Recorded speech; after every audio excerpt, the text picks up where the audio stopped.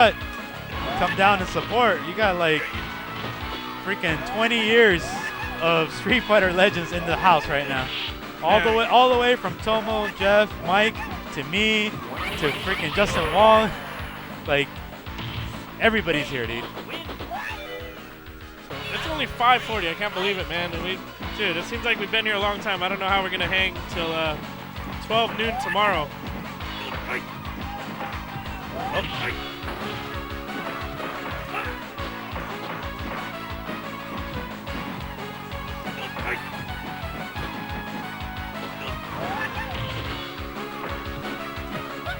All right, so we're gonna let Jeff and Tomo play one more game of hyper fighting, then we'll get them up on the mic. All right, okay. Stream Monster chat will be open. I know you guys are used to being, normal troll self, but these guys are old school. So if you guys want to have some serious questions or any inquiries, just type it in. Hopefully they'll see it and they'll answer you guys. Let you guys get you guys up to date on what was going on back in the day, if that's of your interest. Like I said, they'll be on in a minute. Just hang tight. Watch the action while me and Vi get some dinner real quick. Yeah. That Ultra David. Did Ultra David win? Yeah, he won. Damn. We're even. No tie today. Didn't even recognize this guy. Got a hat on. Got his little facial hair. Yeah. Our commentators are pretty good at Street Fighter, so. I like it. Yeah, there we go.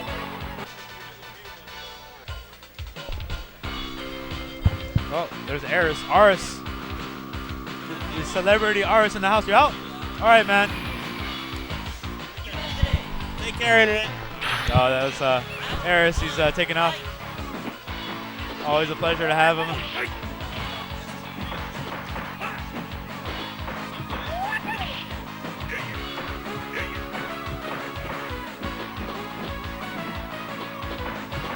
After so many years, man. Oh.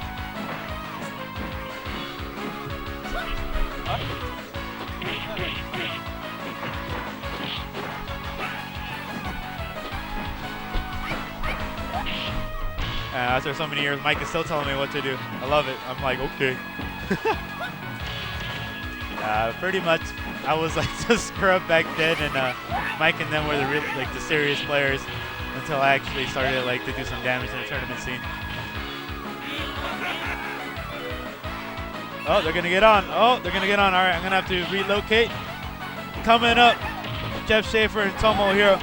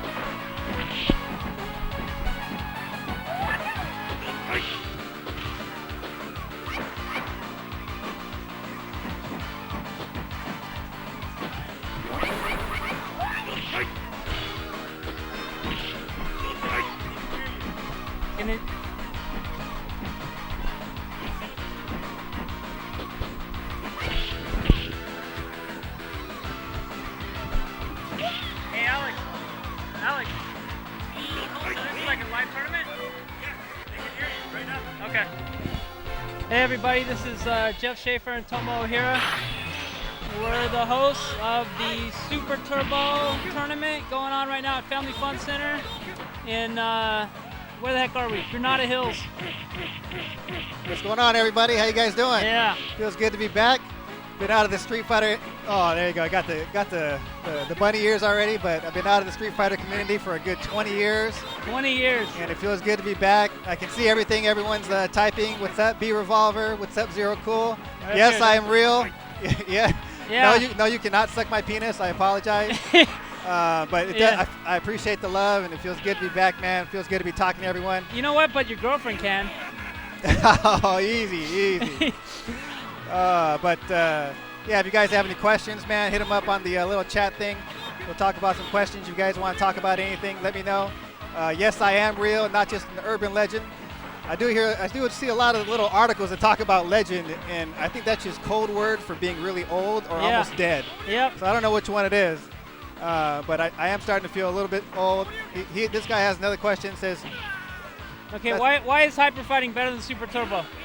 hyper fighting. Let's do it.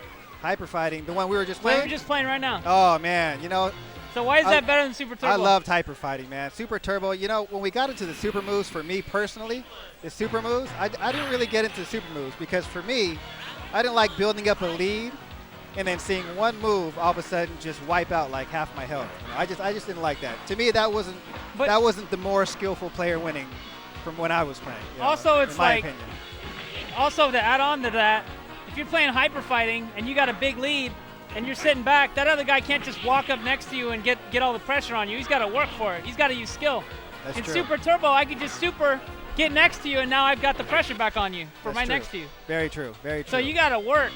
Yeah, I mean, to the thing I would compare it to, right, super moves and things like that, is if, you know, in basketball, right, say there was a half-court shot that was worth 20 points. So say the better team built up this long lead, they were up by 20 points, Yeah. and then the last second of the game, They hit a half-court shot that was worth 20 points, No. and then the team that's not as good wins. You know, Wait, you know what no, I'm saying? it's like getting super shoes and doing a slam dunk from half the court, but the slam dunk is 20 points. There you go. There you go. Same Yeah. difference. So. But let's get some shout-outs out of the way first. I want to give a shout-out to Old Masta from Canada, one of the best Street Fighter players in Hyper probably in the world. At the current time, I want to get a shout-out to DJ Reminisce in New Zealand and all the New Zealand boys, all the boys from Europe. Everyone, big shout-out from me and Tomo. Woo! Oh, Yeah.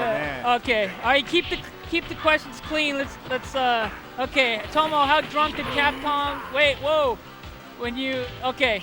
All right. So tell us a little bit about when you went to Capcom and you made a VHS with Oh, my with that gosh. like corny guy that was like all goofy and he was like, "Oh, Tomo, brr brr brr," like. Oh, man. Like what was that guy's name? Yeah, so for the people that don't know, man, probably in about 1993, Capcom called me up and said, "Hey, Tomo, we want you to make a video for us, a strategy video." And yeah, most of the people that were in this video had mullets. And I don't want to hear anything about it because everyone watching right now that was alive in the 90s also had a mullet, right? And yes, it was a VHS tape. There's probably a lot of people watching this right now Yeah. have no idea what a VHS tape is. He It said came- this guy's a nerd, dude. He said he watched that tape every night before he goes to sleep. Oh, I appreciate that. I think you took the place of a girlfriend in his life, man. Oh, that's okay. You know, it's all good. But Yeah. yeah, so we made this video, and there's this dude that he had no idea what Street Fighter was. He was a hired actor, and he kind of followed me around, and we made some strategies and stuff like that. But yeah, man, it was a lot of fun. I think that's how maybe some of the people watching this have seen that. So I appreciate that. But yeah, that was crazy, man. There was what was the name of the store, man? It was actually in Blockbuster. People could rent it. That was a trip, man, to see that. And this was all in 1993. So Yeah, you could rent Tomo at Blockbuster. That was true. yeah. So, but I played 91 and 94. How long did you play for, man? You played for a little bit longer, right? I think I played from like 1991 to 94 seriously when you were in the thing, and then I played up to Alpha 2 for fun. But after the super moves came out, you know, me and you both, we didn't really like it, but Yeah. it was still fun because, you know, still a lot of our friends play that, so it was no big deal. Yeah, but yeah, man, Street Fighter was a lot different back then, man. I look at these tournaments right now, and I'm trying to look right now. I think there's a stat on here that tells us how many people are watching. We got 2,503 people watching right now. Look how many views we got. 2,503 people watching right now, man. And I'm telling you, way back in the day, if we had a tournament that had about 150 people, we were just like, oh my God, this is the most people we've ever had in our entire lives in a tournament. It's crazy, wasn't it? You remember that? Yeah. Yeah. So like back in 1991 when Street Fighter 2 came out, you go to the arcade, there's 25 quarters across the whole thing, and there's like 8 machines. And there's this arcade in Pasadena, Pac-Man arcade. Oh, Pac-Man You just go there all arcade. night long, and there's like all the Asian meat you want, just lined up, just ready to get beat down. You know, at Street Fighter, it was great. And back then, Tomo was really like only a two-dimensional player. He only played Rue and Guile. Oh my gosh, look at this. I'm seeing this right now. It said Evo had 3,000 people this year. Yeah. Can you believe that, man? 3,000 people. That's incredible to me. I mean, I can't even understand what that would look like. A 3,000 people Street Fighter tournament. That's just crazy to me. But Yeah. man, I give it up to Evo and the Street Fighter community for keeping this going for so long, man. It's amazing to me. You know, I guess it's been what 21 years is what it be? 21, 22 years? It's been 20 years and 8 months or something since Hyper Fighting came out, something like that. So yeah, I'm definitely feeling old, and I'm seeing the comments here. No, I am married. I'm not exactly a family man, but I am married. Working full time. Jeff works full time too. I work for Toyota. Jeff works for Honda. So even to this day, we still work for competitive brands, right? Still competing, right? That's right. Look at that. Jeff, thanks for all your advice you gave me over in YouTube. Look at that, man. Woo! What are you telling these guys in YouTube? I tell them how to be like you. Like me, yeah. You better I tell tell them how to get the disciplined mind to compete to be the world's best at something. Oh, I like that, man. Look at that. I look like John Claude Van Damme from the SF movie, man. Does that mean you look kind of like Guile? Me? Yeah, man. All you need is the hair, right? And throw some sonic booms, man. You look just like him. Oh my God! Talk about the pinball tournament. Oh my God! Okay, all right. Let me tell you guys. Okay, there's pinball professionals at that tournament. So I went down there with Tomo. This is a new pinball game that never was released before. They just brought it out just for this tournament. It was a Capcom official sponsored tournament. In the final of that tournament, Tomo was, first of all, you're just completely stupid with pinball. Tomo has a natural gift, so he picked up pinball in literally an hour, and in the final, on ball one, he has like 33 free balls, and like the points are just like humongous. Like over 30 free balls on ball one, and it just kept on, could have kept on playing literally until he got tired and had to sleep, I guess. And then he won the pinball tournament and also the Street Fighter tournament, and it was just game over. Yeah, nobody had a chance. This is definitely making me feel the oldest because I don't even know that anybody watching this plays pinballs anymore. But yeah, there was a tournament back in probably must have been 92. 92. And what you had to do, it was a Street Fighter tournament, but there was the arcade version Street Fighter and the pinball version Street Fighter, and you had to win both sides to win the entire tournament. That's right. And of course, we never really played pinball, but the night before, everyone was playing Street Fighter, the arcade game. Yeah. Right, but I thought pinball I liked pinball.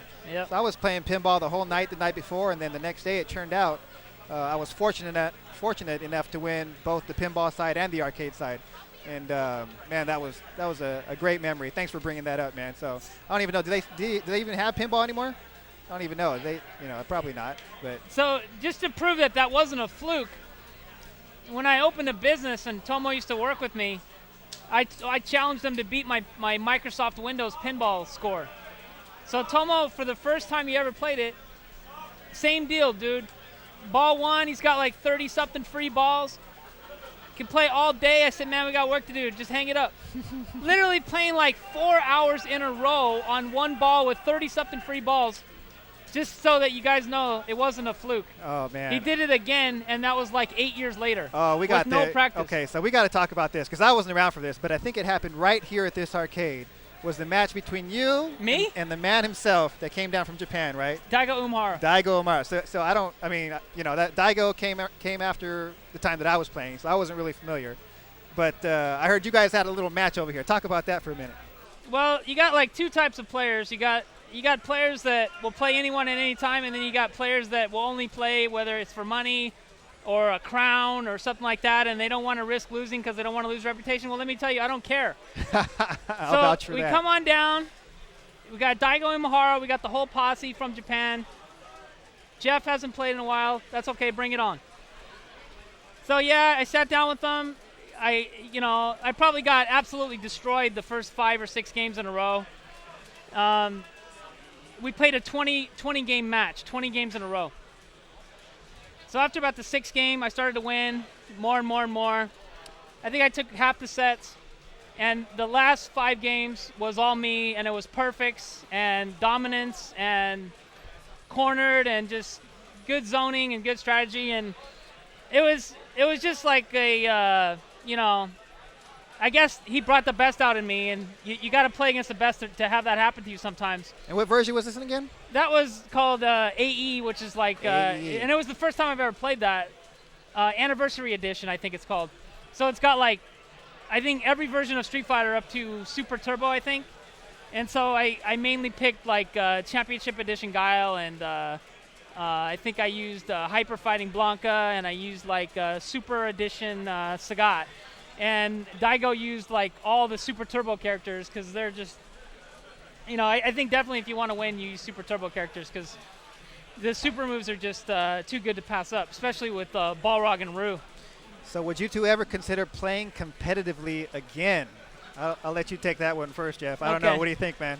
Well, is that gonna happen? The way life evolves is that when we're young and we're in perhaps high school and college, and we have a lot of time to hang out with our buddies and play games and talk crap and go out and stay out all night and things like that. That's a great thing to do. Compete, try to win the world title, do all that. But then you meet a woman. You have a kid, you graduate from college, now you've got a $500,000 mortgage. You gotta work. You want to move up in the company, so your life changes, and now it's full of responsibility. And games is last place on the rung. You want to do a good job at your work. You want to network with the appropriate people. Wife took your balls. I like that. That Hey. pretty much sums it up, right? bet- Our wives took our balls. That's the bottom line, right? I bet the guy's a virgin. I mean, That's possible. come on. That's possible, yeah. But no, I don't. How old are you? So And she'll take your balls, man. yeah, Like, hey, yeah, Asians, dude. He's talking shit now, but eventually some woman's gonna take his balls. Yeah. Yeah, Yeah, it's okay though. You know what I mean? Unless a man takes his balls. Age does that to you, but so I'm. Let's see. How old am I now? So I was born in '76, right? So I guess what does that make me now? Shit, I'm 37. Yeah, I'm 37. I won't say my age, but Shoot. I'm in my 40s. But so Alex Valle, is that true? It says here Alex is 40. Is that true? No. Oh, okay. It says here Alex is 40, so we got no excuses. But yeah. So anyway, will I come back, man? You know what? It's tough for me. I'll tell you. If I'm going to come back to anything, the type of person I am, man, if I play, like, I got to be full in. Pretty much what you were saying, right? Like, if I play Street Fighter again, man, I got to be all in. And right now, man, with where I'm at in my life, man, I don't know if I can be all in, Yeah. So it's going to be tough to come back because I can't play to be, 24th best or something like that. I guess that would be good, but it just, I don't know if I could do that. So, but I'm married now, man. I got the wife right here. She wants to say hi real quick. Hi. See, now these guys are like, oh, damn. I wish I had a cute Asian girl like that. I mean. And then we actually got Jeff's son right here. Say hi, Scott. Come over here and say hi real quick. Look at that. See? So hi, Scott. All right. So you ask us why we're probably not going to play. It just, unfortunately, we've got some other things going on in life, and we can't really dedicate our lives to it. Which, man, there's so many good players these days that to win, you would have to dedicate your life to it, right? I mean, you really would. Let me just sum it up, okay? Yeah. Let's sum it up. We got women, and we got games. Dude, the women are gonna win. Yeah. All right, right? Yeah, but I'll tell you, man, we had some good memories from Street Fighter. Women eventually won, and responsibility and all that, but man. Yeah, we got. I mean, the best part of Street Fighter is, of course, the beatdown, right? It's like, okay, these guys across town, whatever, they come. The beatdown is why you play. Whoever's at the top, you get the mob coming to give the guy a beatdown, right? I can't tell you how many people drove to try to give me the beatdown. I mean, man. And it was actually enjoyable for me to stay on top for a while at World's Finest because of all these people that I just love to beat down when they come. Oh, man, I'll tell you, talk about coming. And we got a lot of buddies over here, but I'll tell you about coming down, man. One of the craziest stories I had, and this was probably 94, and a guy from up north came down to World's Finest Comics, the place where we used to play. Came down, and I wasn't there when he first came down, and he told the people that were working there, he said, I want to play Tomo for $100 a game, 25 games. And I wasn't there, and the story, it got to me. I heard, I was like, hey, there's this guy that wants to play you $100 a game, 25 games. I was like, what? This guy must be good. I mean, $100, that's $2,500 on the line, right? So eventually, man, we got to meet up, and this was '94. I mean, that's probably not as much money now, but '94, $2,500, that's a lot of money. So eventually, we played, man. We played the 25 games. I ended up beating him 24 out of 25 games, thank goodness, because man, I was probably 15 and didn't have any money, and yeah, this guy came down, searched me out, man. Lucky enough to beat him, and I thought he was either going to shoot up the place or pay, and luckily he paid. He didn't shoot up the place because he was this Asian gangster-looking dude. But that was a crazy story from about '94, man. But that brings up a good point, man. Let's talk about World's Finest for a little bit, how that all got started. Well, how did you get started with World's Finest Comics, which was essentially, before you get started, let me just set it up before you get started. World's Finest Comics was pretty much the hub of tournaments in LA from '91 to about '94. Wouldn't you say? For all Southern California, plus some people came from. And while you other talk about areas that, too. give me one quick second here. Go ahead, keep talking about that. I met Tomo at this little tiny arcade. I think he was like 14 years old. I think he told me about World's Finest. And then I have videos on my YouTube to explain what happened. But when I first went in World's Finest, it was Mike Watson in there. So I think we got the Super Turbo tournament started back up, and of course, the most picked character in the history of Street Fighter. If you ever play in a Street Fighter tournament, you can expect 75% of the people are going to use Ryu. And that's no different today. So they start back the tournament. Yeah, so World's Finest Comics, man, that's where it all got started. Yeah. And man, the way that we got it started, and I don't know if there's people here that want to hear this story or whether or not they're old enough to hear about this, but the way that we got it started, man, is, we had these tournaments once a month that we wanted to promote. Every 3 weeks. 3 weeks, every 3 weeks that we wanted to promote. So what we would do, we literally would open up Yellow Pages, find an arcade in an area, drive to that area, Yeah. ask around, hey, where do people play in this area? And bring 'em. And then we'd pass out flyers and say, hey, come down to our tournament. And that's what Right. happened to me, right? When you met me? Yeah. That's because we drove out to Orange County, Yeah. right? We went over Yogi's to Anaheim, Arcade. went to Yeah. Yogi's Arcade. Yeah. Man, I haven't thought about Yogi's Arcade for years. And remember, I was like the best in Orange County, and you beat me like 50 in a row. Like, Yeah, I couldn't remember beat that. you one game. And you kept on yelling at me, screaming at me, saying, oh, my God, this 13-year-old wonder kid. I hate this Yeah. little piece of shit. That's right. I do remember that. But, yeah, so man, we'd drive around. We'd go to these arcades, and we'd pass out flyers, man. And sooner or later, we went from 20 people in the tournaments to 40 to 50. And eventually, we'd have a good 80, 90, 100 people. And to us, that was a lot. And that's how it all got started, man. And then we started hearing about people from Vegas and people from Northern California, which I heard a question in there about Thomas Sasaki. We can Yeah. talk about that in a little bit. Okay. In a little bit here, Thomas Sasaki. Yep. But yeah, that's really kind of how it got started here in Southern California. And I'm sure there were. Oh, here we go. Tell us stories about passing out your business cards, Jeff, in heated situations. What is that? Business cards. Tell us about that. What's that about? Mike said, "Oh God." Do we want to talk about that? It Tell was us about like Championship Edition and Hyper. There was guys that like talk so much crap, like just they wouldn't stop. And so my way of like trying to up the ante on the crap talking was after I beat them down in the tournament, I give them a card. And it just infuriated people to like so bad, like they wanted to kill me, like in the parking lot. They gave me the worst looks, and like I can't tell you how many confrontations I got to at the arcades because of those stupid business cards. Part of the reason I went to World's Finest is because, just like you, they banned me from tournaments in Orange County because I would just win. Oh, is that right? So they would, you're banned, right? So one of the tournaments was this place called, dang, I can't remember, on Euclid. It closed down. I went in there, I won. I was on Championship Edition. I won with M. Bison.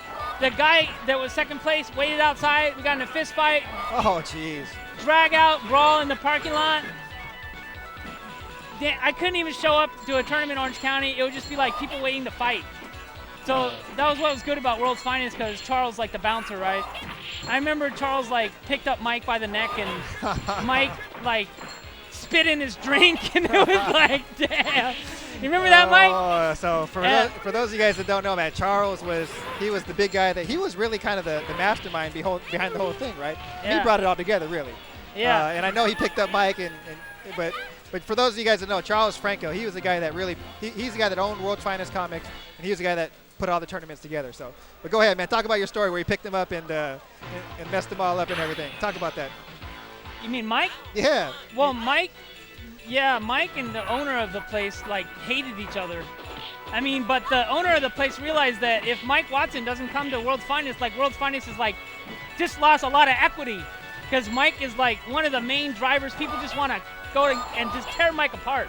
Not me and Mike are just the most hated people at World's Finest, no doubt about it. Me and Mike. I'd probably agree with that. Well, you guys just talk non-stop shit all day long, not only and that, you won. So yeah, I mean, me and Mike won, but we were rivals with each other, and me and Mike butt heads like no other people. I mean, it was just like a smack talking session non-stop from beginning to end. The owner of World's Finest had a problem with Mike, and Mike's got like he's stubborn. So Mike's like loogie, like a big old loogie, and the guy's like drink, and he drank it. And then I think somebody told him, you know, like, hey, Mike Loogie, and then this guy, Charles Franco, was like a bodybuilder, dude, like no kidding. Yeah, he's huge. He was humongous, dude. He got like 18-inch arms. Oh, yeah. And Mike was just like a 16-year-old kid. Oh, thank you. And he couldn't really beat the hell out of him. So he took him outside and he picked him up off the ground like by his neck. That was an ugly scene, man. Oh, man. So Hey, what is this? So we're going to do a little bit of show and tell. I got some memories for you here. Hey, Mike, do we? Oh, there we go. All right. So what else we got here? All right. Let me get in here. So we got a little bit of show and tell for you guys. We got some things for nostalgia's sake. Look at this, man. I digged into the archives. I don't know if the camera can see this. Can you guys see this here? What is this, dog? Watch my headphones here. Okay. We digged into the archives. Read that. What does that say? Okay, Tournament of Champions Street Fighter II Turbo, which is January 15th, 1994, first place.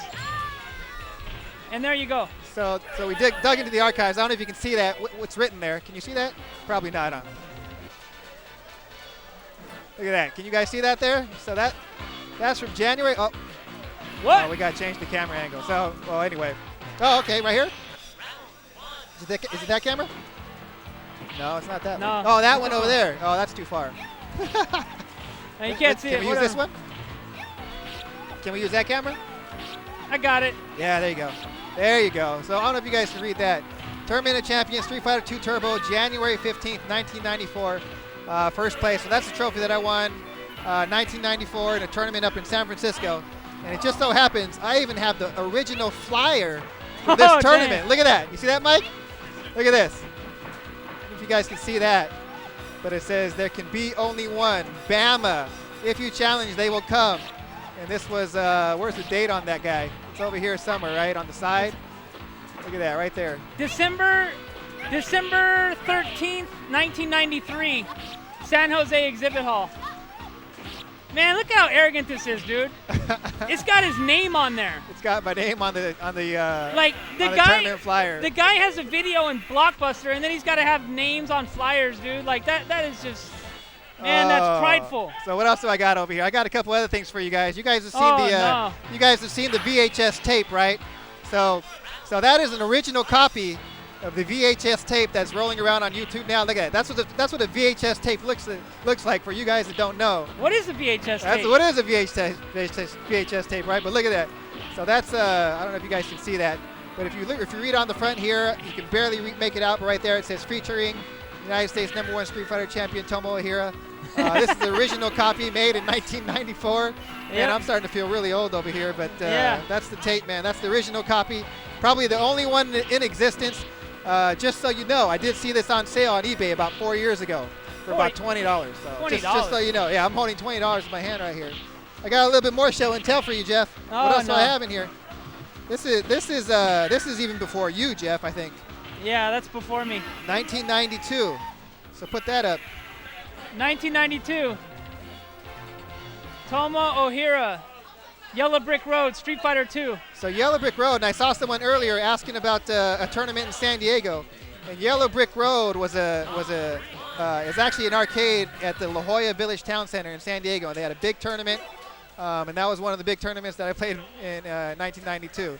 So hopefully there's some people back people on here that are from San Diego that recognize Yellow Brick Road. But I think that was before you started playing, right, Jeff? Yeah. Yeah. All right, what else we got? Oh, look at this, man. This, Yeah, I was in this is something that might be worth something, you think? Original Street Fighter II comic book, #1, first one ever made. Not sure if that's the only one in existence, but I won that.